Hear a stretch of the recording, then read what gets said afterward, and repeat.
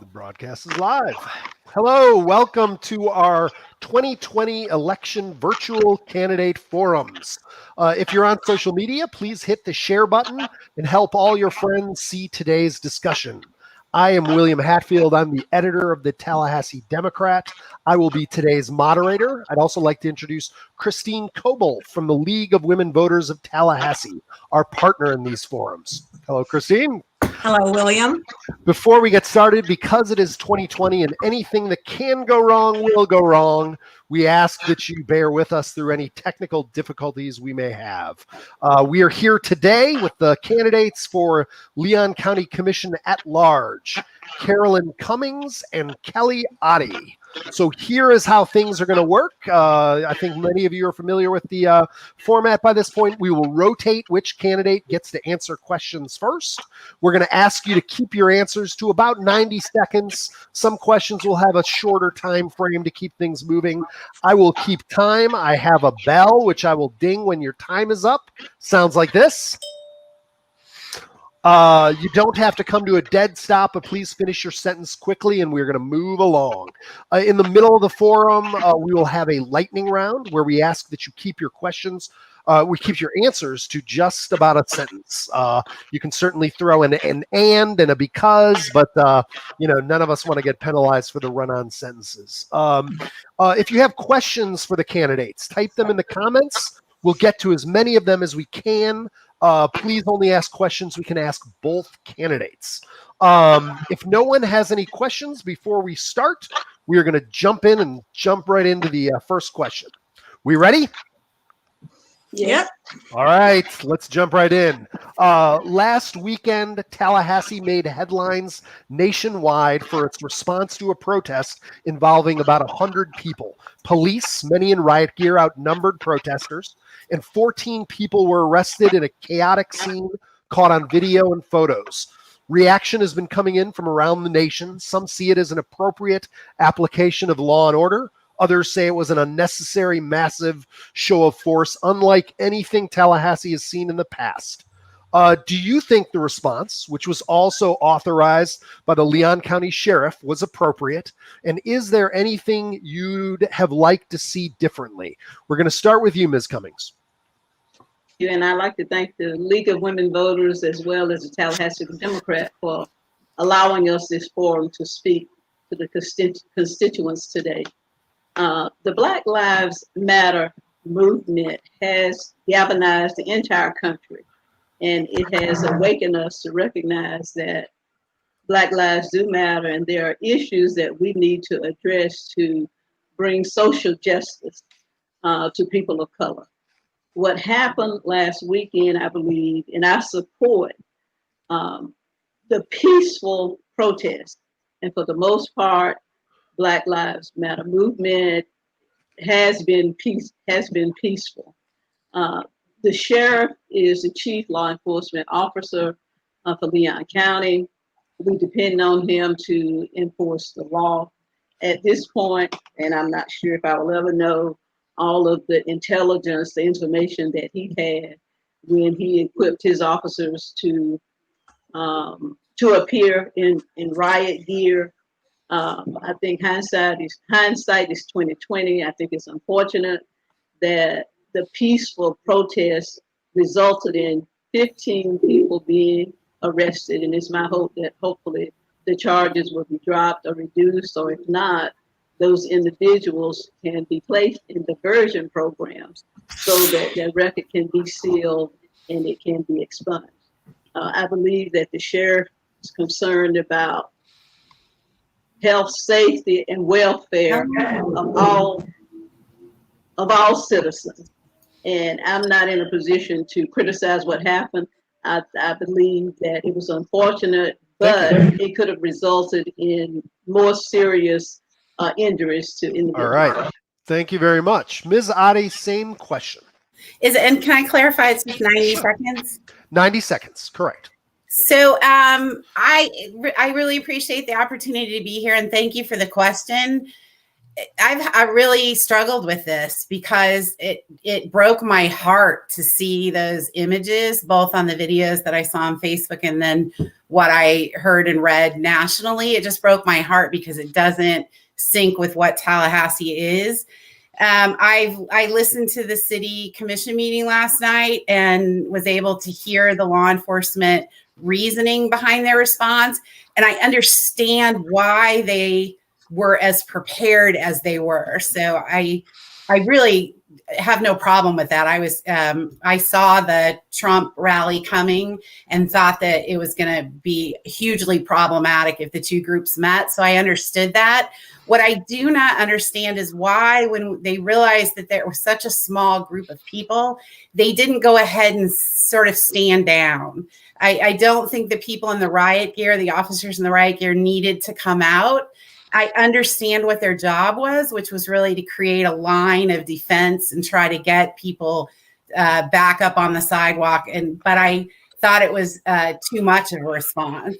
It broke my heart both to watch the officers being screamed at, and it broke my heart to watch the people being handled the way they were. And I also agree that I hope the charges are reduced or dropped. Thank you. All right, we're going to move on to another topic, and I'm going to shift over to the League of Women Voters. So we're going to have the next question for you. Thank you. And Ms. Otte, this will go to you first.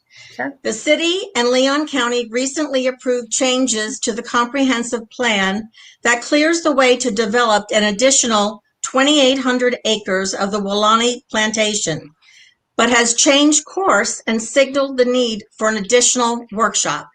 What is your position with respect to the track the city and Blueprint are on regarding development within this area, including impacts on the environmental and existing neighborhoods, the I-10 exchange, and whether public input has been meaningfully sought and factored into the project? That's a lot to answer in 90 seconds. But in the short of it is that I would not have voted to go ahead with the plan based on the amount of public resistance there is to it.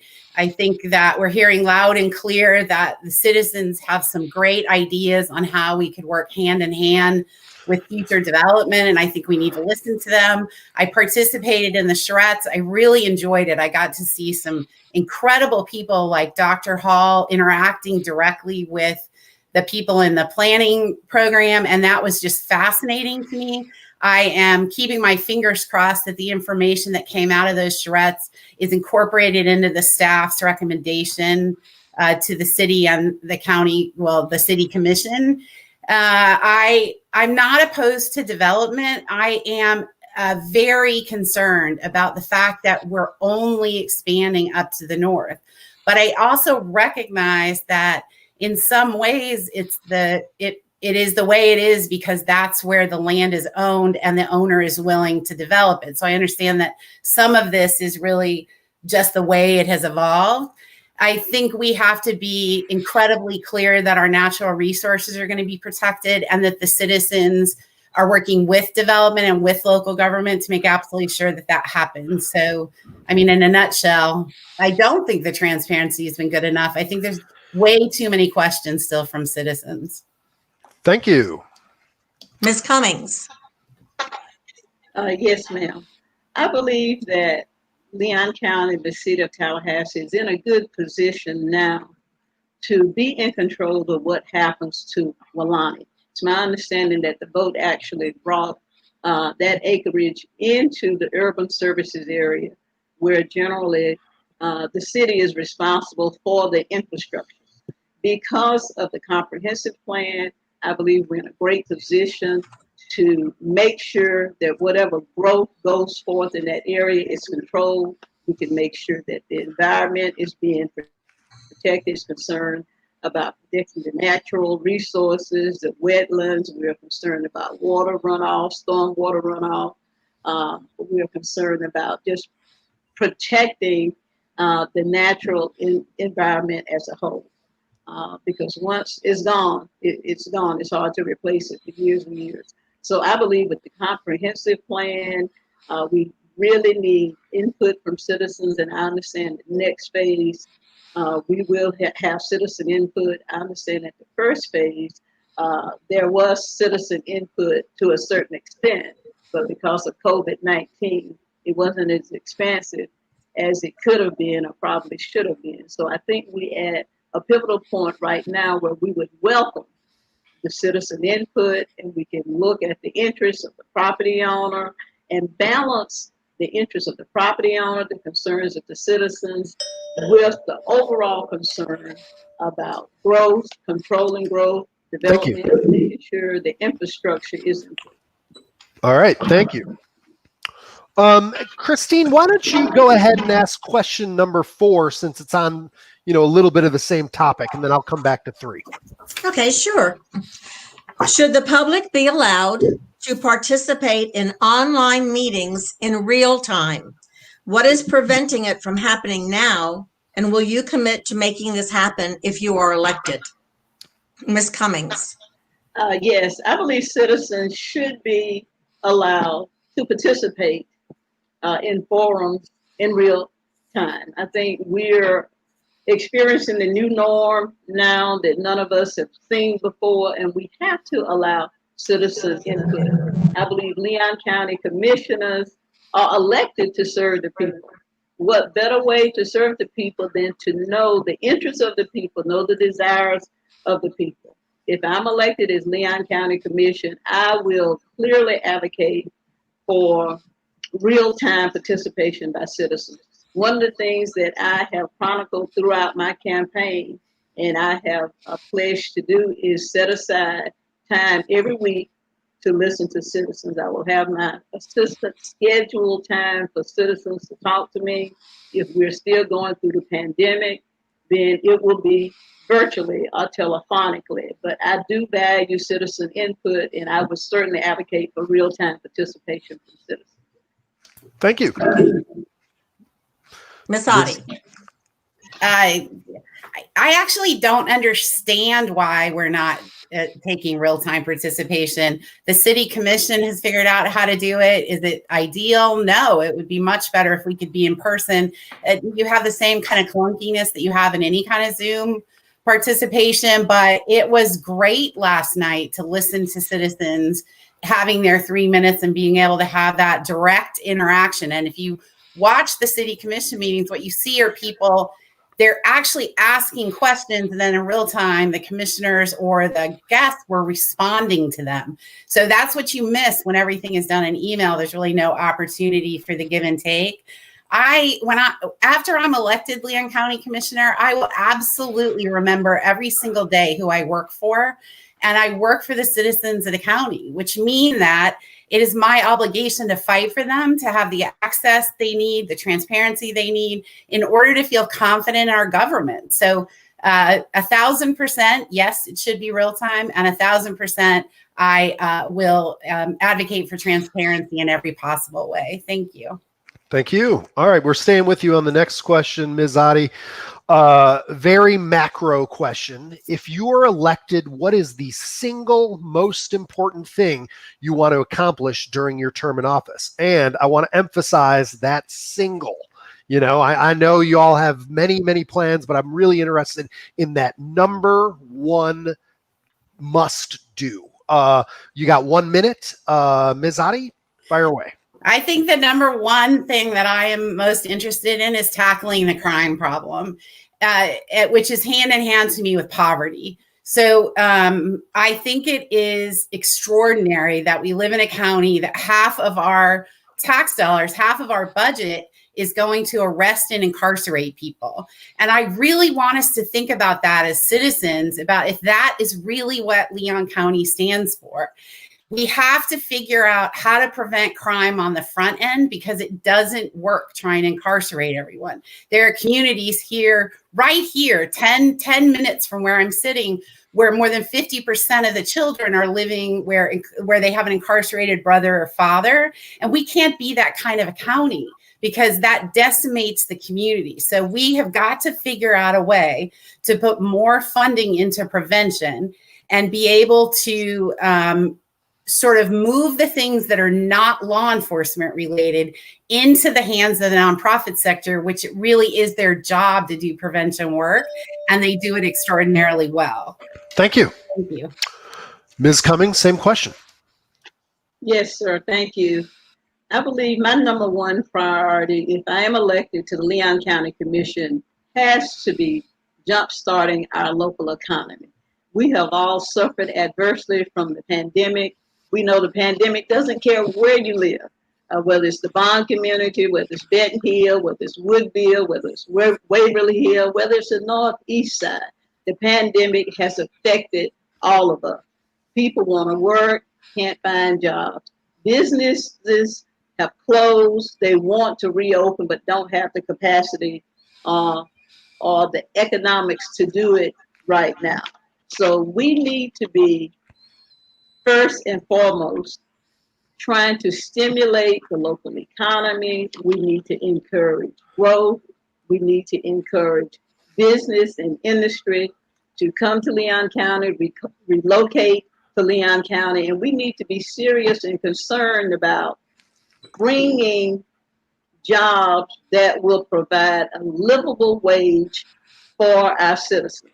I believe that. Thank you. Yes, sir. Thank you. Staying with you, Ms. Cummings, since August 21st, we've had 7 shooting incidents with 2 people dead, including an innocent bystander, and a dozen people injured, including a 10-year-old and a 13-year-old. Also, in the last couple weeks, we've seen a man pull a gun during an altercation at a protest, and we've seen a high-profile case where 2 white business owners fired shots after incorrectly assuming a black family returning a U-Haul were gas siphoning thieves. What do all of these incidents tell you about where our community is right now and what needs to be done? 90 seconds. All of those incidents tell me that our community is in a crisis. We're in a desperate crisis, and what we need to do, we have law enforcement, but what we need to do is bring law enforcement, that's our sheriff, that's our chief of police. We need to bring together community leaders, concerned citizens, the faith-based community. We need to bring all of those voices together so that we can collectively look at what is happening in our city. I, like everybody else, want Leon County and Tallahassee to be a great place to live.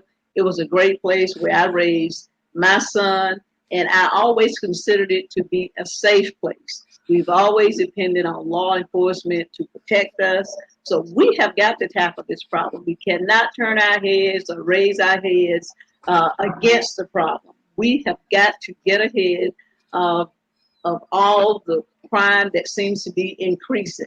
And it can start with neighborhood leaders as well. I forgot to bring those in. Neighborhood leaders, people that know what's going on in our various neighborhoods, people that knows what's going on in the city, need to come together. And I would be an advocate to do that, to bring all those people to the table and let's see what is going on. It might require mentoring, certain segments in the community, education, with law enforcement as well as citizen groups. But we've got to tackle it, and we need everybody's opinion, everybody's idea, coupled with law enforcement. Thank you. All right, Ms. Otte, same question. I think we're seeing a dramatic cry for help and really Beacon showing us what the segregation is in our community and how segregated we are along economic and racial lines. And so I agree with Ms. Cummings that it is an absolute crisis, and we have to put this as a number one priority. There are people that are living completely different lives 2 miles from each other in this community. And I often hear when I'm talking to people, it's what I call the yeah, but. It's like, yeah, but we still need to do these other things. Yeah, but I know that those things are happening, but we need to do these other things. And I don't like the yeah, but responses. I think we're all one community. We have to figure it out. The neighborhoods are really the key to this. The neighbors know each other. They have an understanding of what the collective needs are of the neighbors. And we've got to figure out how to empower the leaders in the neighborhoods to really be able to tackle this. A really key example is Christique Henry's program, where they train guardians to actually be available to crisis intervention and situations in their community. I absolutely believe that Tony McDade would still be alive if that program had been fully funded, because somebody would have responded the night before. So the real key to this is the neighborhoods. Thank you. Thank you. All right, a follow-up on that question, and Ms. Otte, we're going to start with you. The Black Lives Matter movement and unrest around the nation has led to plenty of soul-searching among businesses, organizations, and government. What, if anything, should the county be doing to better respond to their rallying cry for equity, justice, and police reform at this time and going forward? Ms. Otte, 1 minute on this question. So, we have got to start listening to the people who know the truth about what is happening. First of all, institutions need to recognize and understand what racial inequity looks like from the perspective of the people who are experiencing it. Because what I often see happen is people say, everything's fine here, and I know it's fine because of X, Y, and Z. And that's not necessarily the way to get it done. We have to be able to listen to what people are saying. The county really needs to look at its own racial makeup in its leadership team. I don't think it's nearly diverse enough at the highest level in the county. I think that the neighborhoods need to be empowered to be able to tell law enforcement the best ways that they can come in and work in their communities. And I think we need to listen to what they're saying.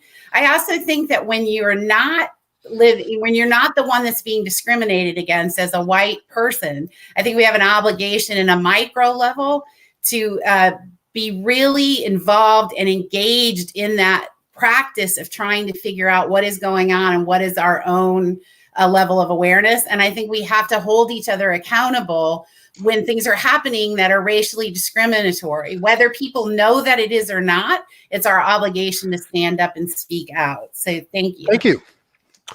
All right, Ms. Cummings, same question, and you have 1 minute and 30 seconds.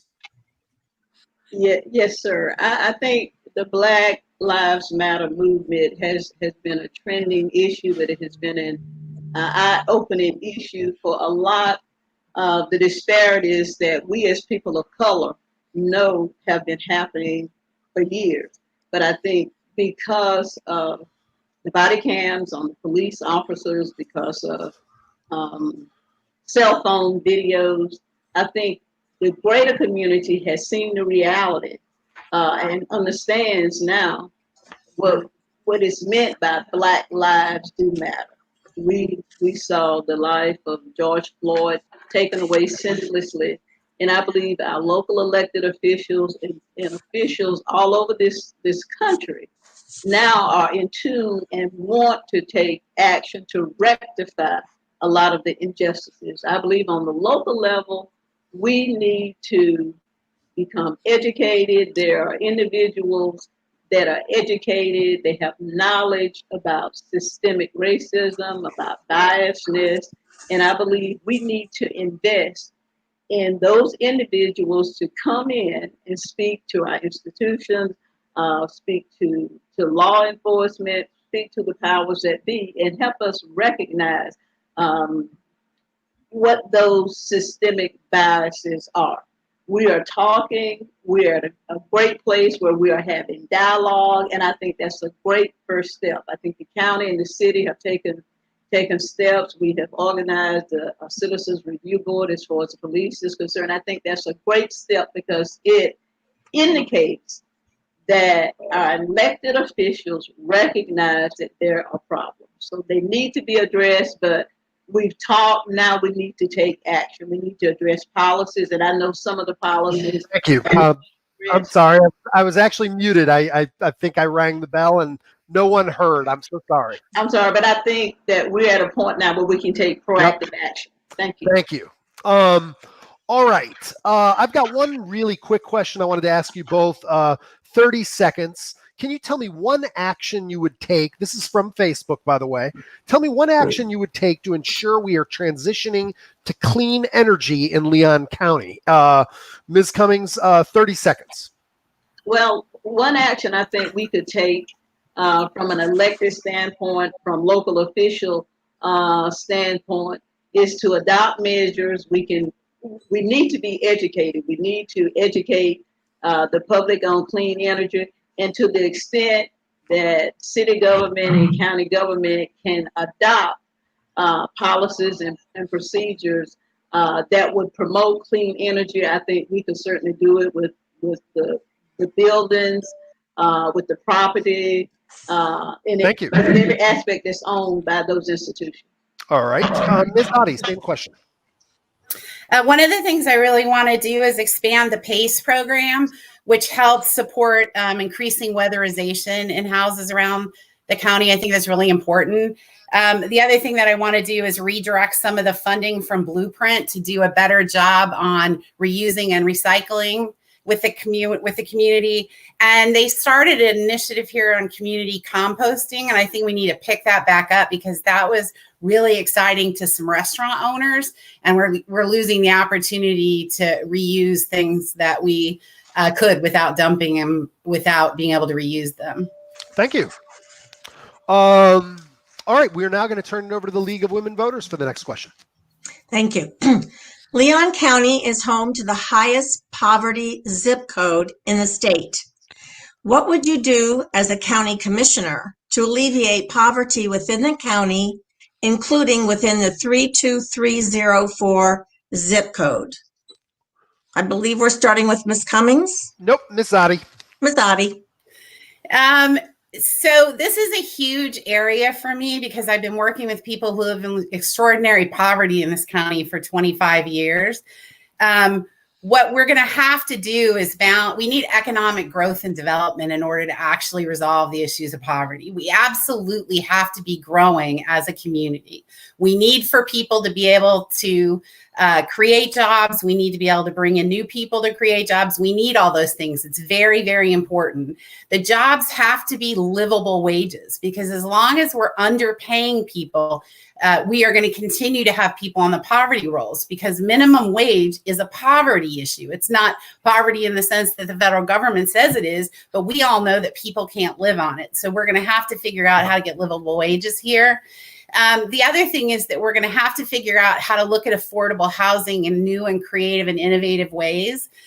One of the things that I've really come to terms with is that we keep looking at the for-profit sector to fix the issue of affordable housing. And that isn't the sector that needs to be doing it. What really needs to happen is we need to focus on the nonprofit sector to address affordable housing, construction, and other things. And we need to do that in partnership with both government and the private sector to be able to do that. So I think we have to shift it. So we need affordable housing so that people can live safely in every way possible. Thank you. Thank you. Ms. Cummings, same question. Yes, sir. Focusing on the 32304 zip code, I think it has been chronicled that there is disparities with educational opportunities. There's disparities for affordable housing, not only for the low income, but for our veterans who gave their service to this country to protect this country. There's also disparity as far as affordable health care. And so what I have advocated for is that we need to be proactive in bringing business, industry, and elevating the economy so that people can earn a livable wage. It's unfathomable to expect a family of four to live and have all their needs met off of $17,000 per year. It can be done. We can look at other cities. I have looked at other cities. And we just have to recognize that if we provide livable wages, then a lot of those disparities will be taken care of. People will be able to purchase homes that will take care of the affordable housing piece of it. People will be able, through their employment, to have health care, where their families can have affordable health care. And we see the disproportionate effect that COVID-19 has really had on the 32304 zip code. So I think we have to look at it from a holistic approach, but I think the ultimate solution will be affordable income. Okay. Thank you. Let's see. We now are going to shift to the coronavirus, which you just brought up. So how would you assess the joint city-county response to the coronavirus? Where are we now, and what do we need to do better? Ms. Cummings, we're starting with you for 90 seconds. Yes, sir. Thank you. The city and the county, I believe, took very proactive steps initially when COVID first affected Leon County. They came together, they provided resources for businesses, minority, women-owned businesses. If you look at that list, those that were assisted with law firms, were medical offices, all across the spectrum, they did not discriminate. When the CARES funds came in, I believe that the county was very strategic in how it allocated the funds, recognizing that we had a $7 million shortfall in the budget this year and projecting a $10 million projected shortfall next year. What they also did is set aside about $10 million in reserve because of the projected shortfall. I believe the fact that the county put a moratorium on hiring, nobody lost their job, but they looked at various ways to make up the shortfall. So I believe that local elected officials, county officials, city officials acted in the best interest of the overall citizenry. And I believe they've done a good job in trying to manage the economy. And I know some businesses got Thank closed. you. Thank you. All right, Ms. Otte, same question. I think the city and county has done an outstanding job working to keep us as safe as they possibly can. Some of the things that they've done, which include the mask ordinances, the earlier curfews, not the one that's tied to the protest, but the earlier curfews, I think was really incredible. I know that we're in a really weird time right now because the students have come back to school. FSU and FAMU are both looking at numbers and trying to figure out what's going on, especially I've seen a lot in the paper lately about FSU staying on top of that. The issue with trying to get businesses reopen is super important. I am very close to some small business owners, and I recognize what it has done to them to have their businesses being closed. So I like the idea that things are starting to open. I think that the community members need to do our part and follow the rules, whether it's that you can't sit in certain places or you need to wear your mask at all times, or please don't stay longer than 2 hours. I think we really need to be able to follow the rules. I think they also the county in particular, did an incredible job with marketing. The Just Mask It campaign is brilliant. The Alligator campaign that the Leon County marketing team did was brilliant. The money in the CEDAR program, the money that came out from the CARES program, I can't fault what the city and the county have done in response. They did a good job. Thank you. And we got a couple follow-ups here. These are 30-second follow-ups. How effective do you think the enforcement of the mask mandate has been? And if you are elected, do you plan to advocate for keeping the ordinance or repealing it? And I mean, do you even see the ordinance being repealed before a vaccine is widely available? 30 seconds. I wish it could be repealed because I think, along with everybody else, can't stand them. I'm super tired of not being able to see people's smiles and to be able to recognize people easier. However, I believe that the masks are keeping us safe. I don't think it should be repealed anytime soon, not until the numbers have dropped so low that we feel really safe. I don't think that's going to happen until there's a vaccine. How well they've done it enforcing it is a tough one to enforce. I mean, ask local business owners when they have somebody that comes in without a mask, even if they're polite and asking people to put the mask back on, people have turned really nasty with some of them. Thank you. It's tough. Ms. Cummings, same question. Yes, sir. Thank you. I believe the mask ordinance was clearly driven by directives or recommendations from the CDC and from our local health officials. I condone the mask ordinance. I do believe that it has saved lives. I believe that it has helped to stop the spread of the pandemic. And I would be in favor of continuing the mask ordinance if it's sanctioned by the CDC and by the local health officials. If our numbers start coming down to an acceptable level, then I would support not enforcing the mask. Okay.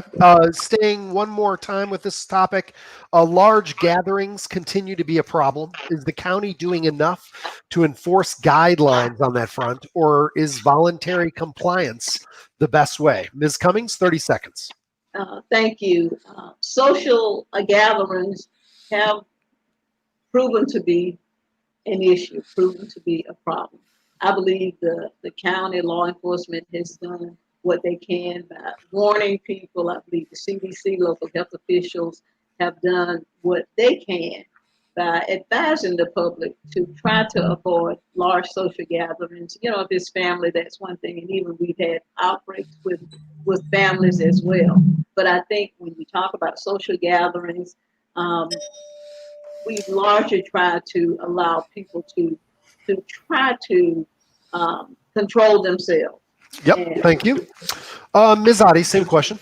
I think the gatherings need to be enforced and maybe more assertively. I'm not sure. I saw the news clips over the weekend with the holiday, the gatherings of students. I read the article about the apartment owner or manager saying he didn't know what to do. There were so many people and people weren't wearing masks. I think we do have to enforce it. They're not complying out of the goodness of their heart. So we have to figure out a way to nudge them into doing what's the right thing. So yes, a little bit more assertive. Thank you. All right, going back to the League of Women Voters for the next question. Then we're going to switch gears and go to our lightning round.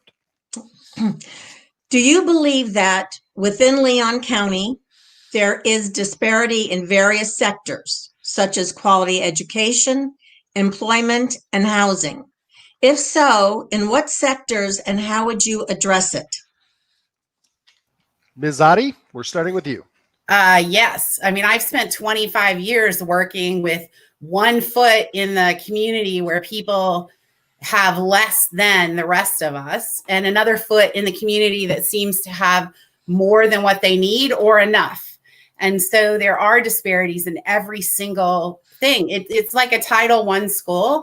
The district is doing an incredible job of equalizing and even bolstering services and funding and extraordinary leadership to those schools. But you still have a reduced interaction with parents that schools in other parts of the county have. And so it does lead to differences in the way that the children are sort of embracing the world. So it's nobody's real fault. It's the fact that we have to do more. So disparity is a very real thing. I worked for the last 9 years with the Pay Center for Girls, and we have girls that would come in that didn't even have a pencil, and they don't have access to the same things as other people.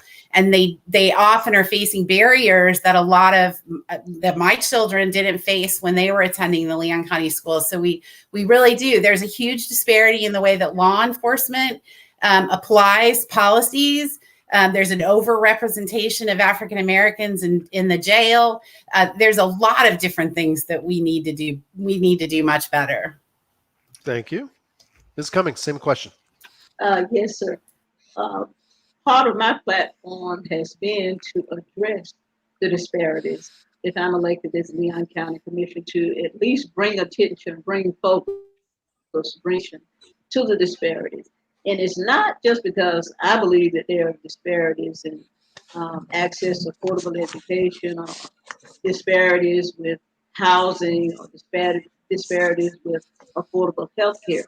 We have studies there is documentation to substantiate that there are disparities.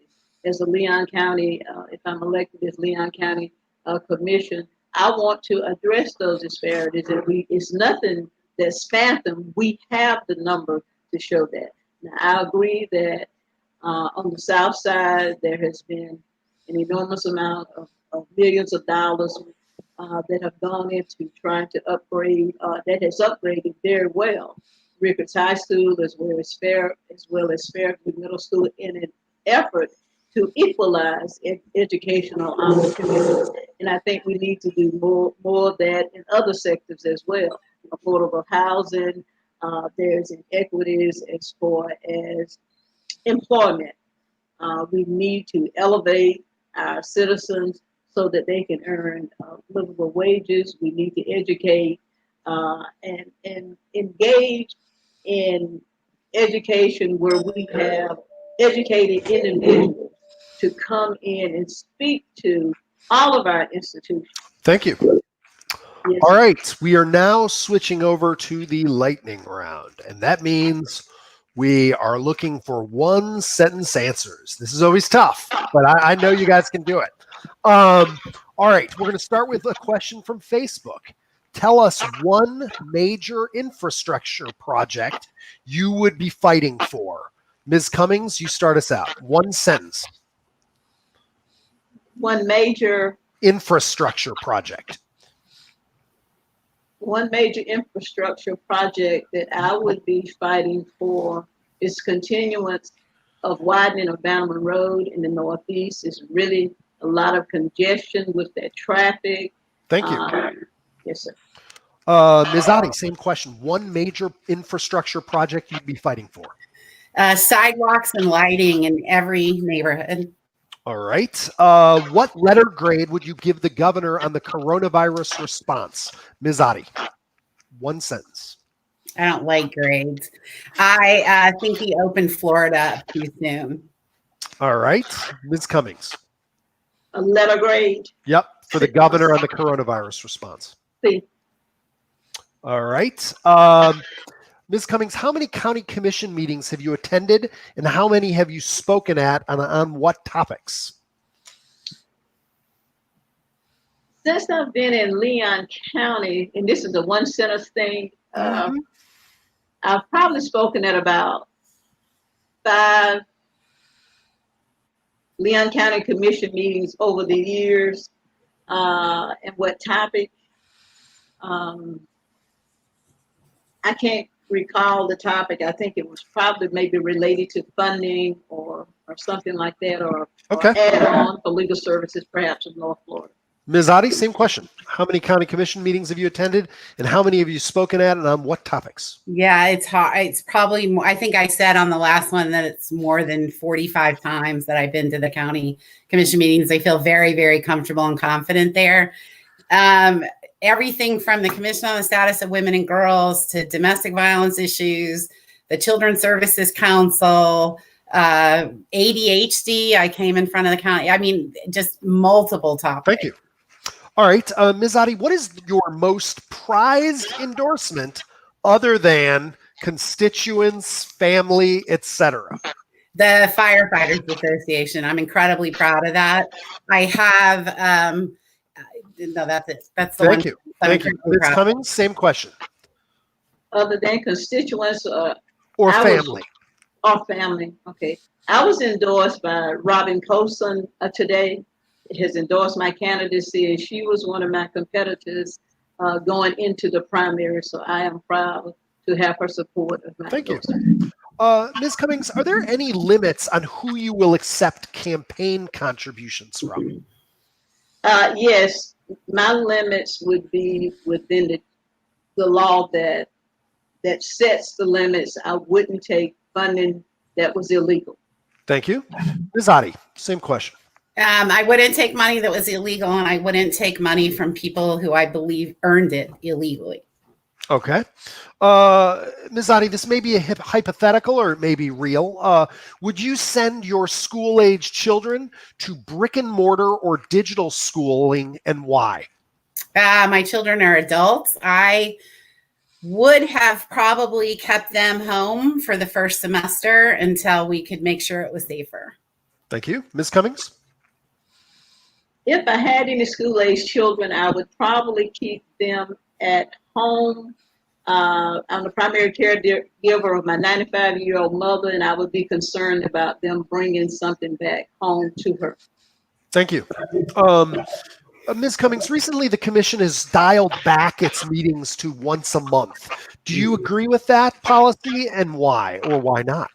Well, I'm not sure what the rationale was for scaling back the meetings to once a month. I believe if I'm elected as Leon County Commission, we have some very pressing issues before the commission that's clearly detrimental to the citizens of Leon County. Of course, that's the effect of COVID-19 economy. So I wouldn't want to scale back. Okay. Ms. Otte, same question. No, I don't understand why it was scaled back. I heard the rationale, but I think this is the time where citizens need us the most. Thank you. Ms. Otte, name one county ordinance or policy that should be immediately repealed. I don't know about repealed, but I'm very interested in the burning ordinance. They talked about that last night at the city commission. I want to understand it better. Thank you. Ms. Cummings, same question.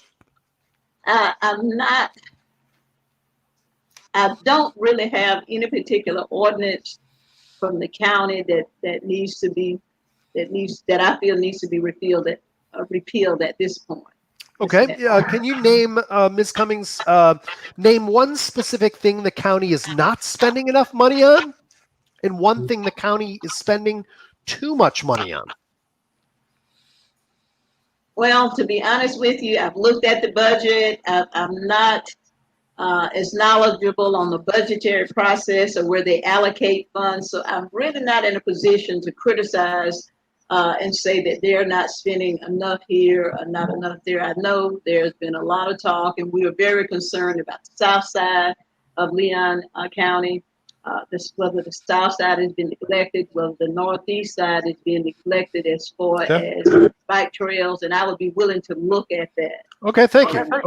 Ms. Otte, same question.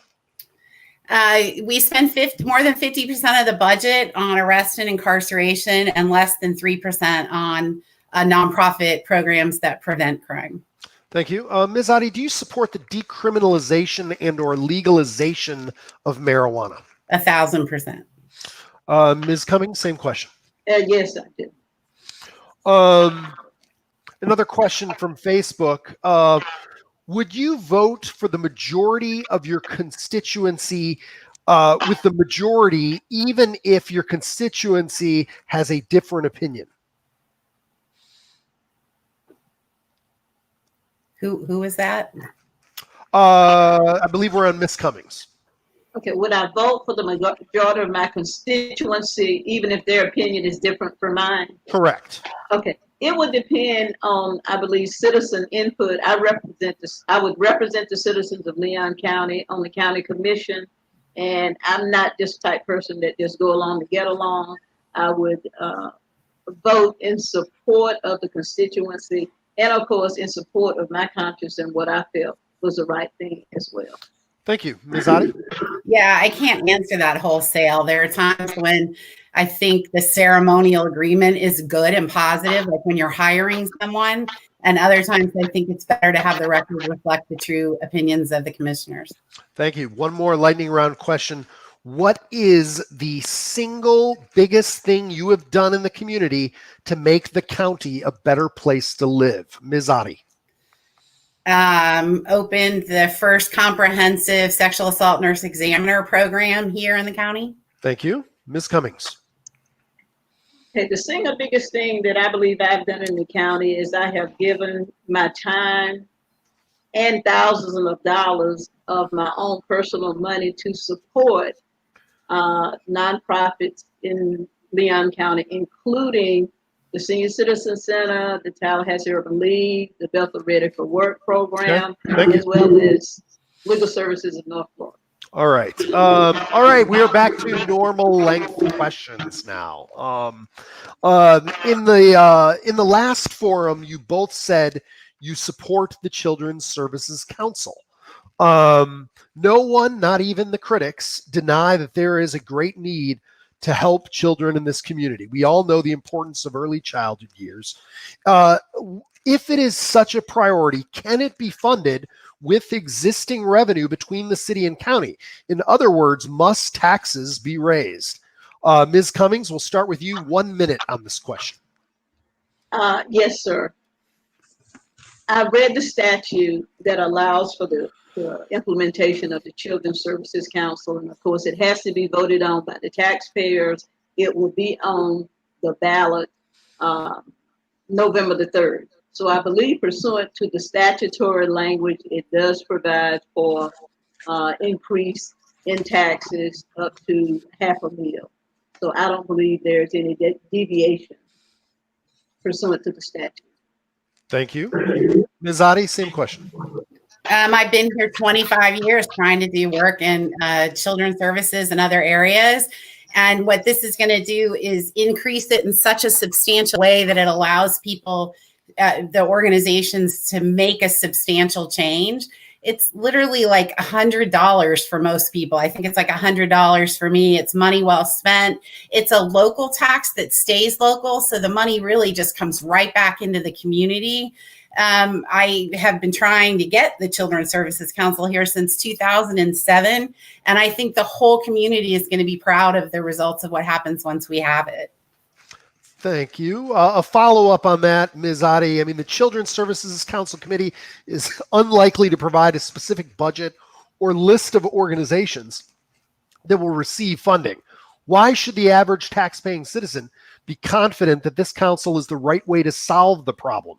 In other words, why should they vote to put forward $6 to $8 million and trust it will be used efficiently? There was an extraordinary group of leaders in this community that came together to talk about what the priorities were. They looked at real data. They did real research. The people that were on that group represented every possible political opinion on the continuum. They identified what the priority areas are.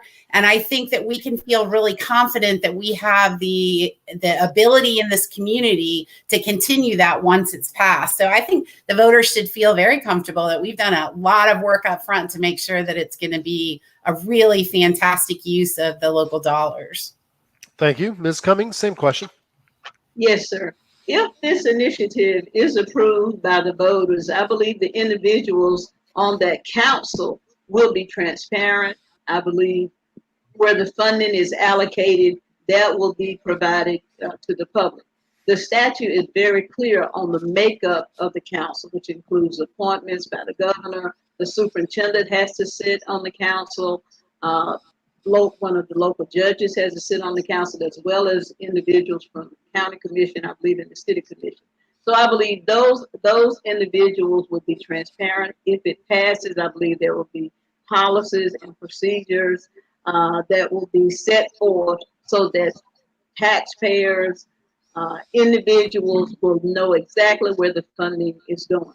One of the things. Thank you. Yes, sir. Thank you. All right. We are now going back to the League of Women Voters for the next question. Thank you. What do you think the county should do to ensure access to affordable health care? And do you support continued funding for the county's primary health care program of $1.8 million that serves the uninsured? Ms. Cummings. Yes, ma'am. I believe that the money that the county currently spends to support our local health care providers should continue. And depending on studies and needs of individuals who are uninsured or underinsured, it might need to be increased. But I think the sole answer to the healthcare prices and the disparity in affordable healthcare is going to be employment. It's going to be finding ways so that our people who are uninsured can have a job that will pay them livable wages. And in many instances, many of the employers provide health care. So when they are able to secure their own health care, the services that are needed by these individuals will be reduced. So that is the long range goal that I would clearly support. But short range, Thank you. we need to continue to support those providers. Ms. Otte, same question. Yes, absolutely. We need to increase funding. We also need to streamline the processes for the program. It tends, first of all, it runs out of money every single year because the need is so huge. The paperwork is incredibly burdensome. And so what we're literally doing is taking time away from services that we could provide to people in order to be able to do the paperwork. And I think we need to figure that out. Long term, I think we need to applaud small businesses and other businesses in the community that do the right thing and provide health insurance for their employees. And I think we need to spend a lot of time educating and assisting other businesses in how to figure out the best way to make that happen. I understand it. I've run small nonprofit businesses here for 25 years. Health insurance is incredibly expensive, but to me, it is an absolute obligation because it's the way that we're able to provide a health care to people that deserve it, which is everybody deserves it.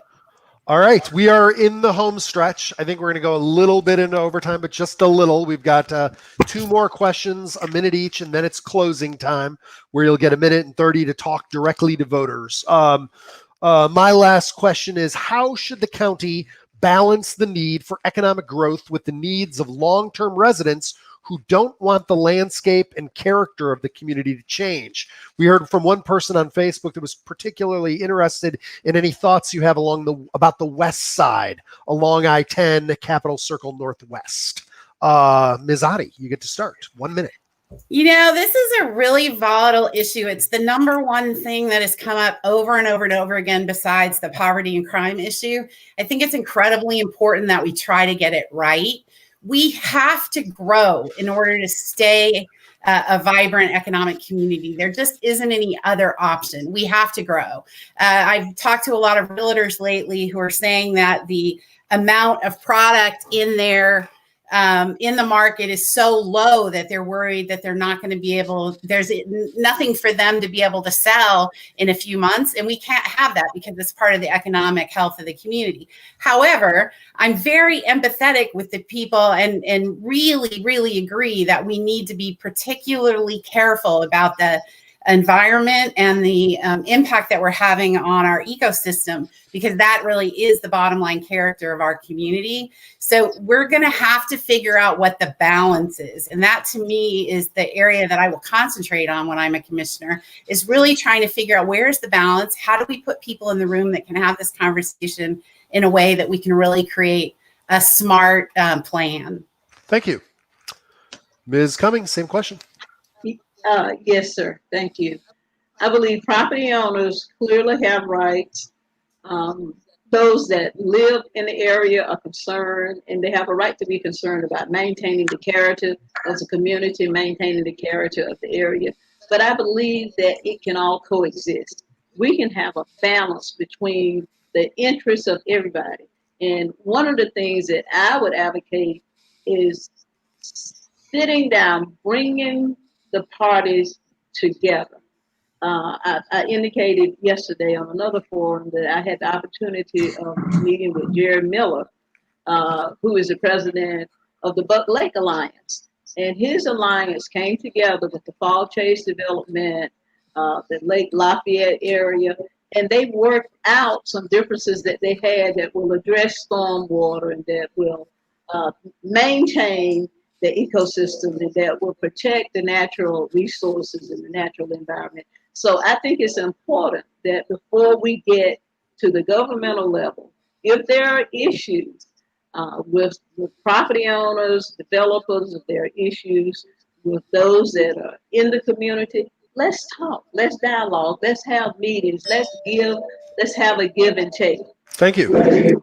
Yes, sir. All right. The League of Women Voters is going to have the last question of the forum before we go to the closing arguments. Okay, Christine? thank you. Leon County has seen an increase in density, but not the corresponding provision of improved sidewalks, bike paths, and transit. What do you think the commission should do to encourage walking, cycling, and transit? And Ms. Cummings, you get to start, and this is a 1 minute answer. Yes, sir. Included in the Leon County 5-year plan, they have allocated fundings to improve sidewalks, for bike trails, and also for nature trails. So as a member of the Leon County Commission, I would encourage that. I would look at the budget. It's been set aside. It's a substantial amount. But if there are other needs in the communities, I would certainly advocate that.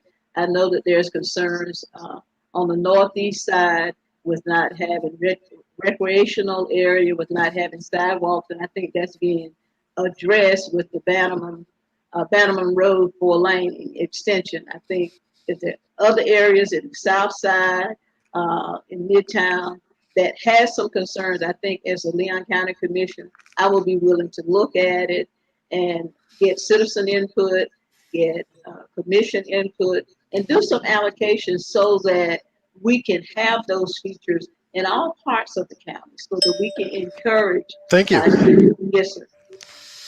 Ms. Otte. Can you repeat the question super fast? Sure. The question is, Leon County has seen the increase in density, but not the corresponding provision of improved sidewalks, bike paths, and transit. What do you think the commission should do to encourage walking, cycling, and transit? 1 minute. So one of the things I'd like to see is a Star Metro direct route that goes directly from the south side and other communities to the north side, where more and more jobs are being available. So I'd like to see it as nonstop like they do in Southwood. I worked with girls who were so terrified when they got off the city bus to walk to their houses because there were no lights and sidewalks. One girl in particular who brought a knife to school because she said that she needed it to defend herself walking home from the bus. And that is just not the way that we are as a community. And we're going to have to fix that. So sidewalks for everyone, lighting for everyone, and as much access to transportation that's fair and equitable as absolutely possible. Thank you. All right. It is closing time. This is your chance to speak directly to the voters and tell them why they should vote for you. Feel free to drop your website in there so they can learn more. Ms. Otte, you get to start us out. So I love Leon County. I've been here for 25 years working tirelessly with all three sectors, the nonprofit sector, the government sector, and the business sector, to try and address some of the biggest problems that we have in the community. I think in your next Leon County Commissioner, what you want is somebody that has a track record of being able to bring people together that don't agree on things, but are willing to work collaboratively. And that is a history that I've had. I've been able to do some really incredible things in partnership with other people, and that will be exactly what I'll do as your commissioner. I'm the only candidate that has extensive background with the criminal justice system, in the sense that my undergraduate degree is in criminal justice. I did an internship with the Clay County Sheriff's Department. My sister was a deputy sheriff. I taught criminal justice. I have a profound respect for what law enforcement's role is in our community. The other thing is that I have an extraordinary record of service here in the county. I added it up for someone, and it's more than 65 boards of directors that I've served on or supported. I have not served on 65, but I've certainly supported them. I have an incredible sense of both sort of sides of the segregated parts of our community and have really strong relationships in both of those. You really do deserve a leader who is going to come in the door that already has that track record, and I will come in the door fighting from you for day one. My website is kellyotte.com, and please vote for me on November 3rd. Thank you. Thank you. Ms. Cummings, you get the last word. Yes, sir. Thank you. Carolyn Cummings. I've been in Leon County for over 37 years. I have practiced law for over 37 years. I attended law school at the University of Florida. I think my advocacy in and out of the courtroom here in Leon County is a great asset, because I'd like to take that advocacy from the courtroom to the Leon County boardroom. I have practiced criminal law. I attended law school. I studied criminal law. I am concerned about the criminal justice system. I'm concerned about the high crime rate, and I'm concerned about the disparities as it relates to affordable housing, affordable access to affordable health care, and access to equitable education. I will bring to the Leon County Commission my advocacy, where I've advocated for hundreds, thousands of citizens in Leon County. I'll bring that advocacy for all of the citizens of Leon County. I pledge to the citizens that I will be transparent, I will be honest, I will be open, and I will be accessible to all the citizens. I am a part of the community here. I'm in tune with the disparities from the different segments of the county, but I promise to work for everybody. In this position, we are commissioner at large. I will listen to everybody's interests, and I will be concerned about the interest and the well-being of Leon County as a whole. Right now, we're facing a very, very economic time, and I will address that. Thank you very much. Thank you both candidates. Thank you to the League of Women Voters for being our partners in this very important election. Thank you to the voters who are listening today. Our next forum will be at 1 p.m. Tuesday with the candidates for State Representative District 9. I won't be doing it. Jim Rossica will, so you won't need to see me sway back and forth. I would point out that in the meanwhile, please go to tallahassee.com/elections for the latest stories on this race and many others. Our special elections section, which will include interviews with all of the candidates and all the and chart all the issues, prints on Sunday, October 4th. So look for that paper. In the meanwhile, have a great day. Thank you to everyone. Go vote.